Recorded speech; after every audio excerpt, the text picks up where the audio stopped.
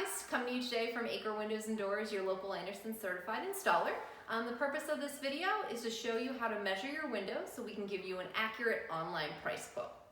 This is a standard double hung window, and what we're going to do is show you how to measure the width, where you measure from the glass and add 2 inches, and the height, where you measure the glass and add 4 inches.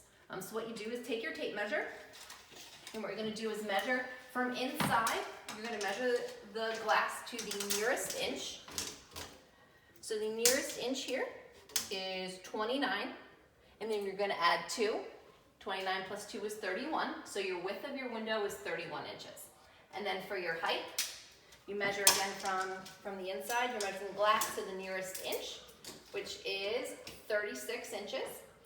You do 36 and you double it since it's a double hung window. You have 2 sashes, so 36 times 2 is 72.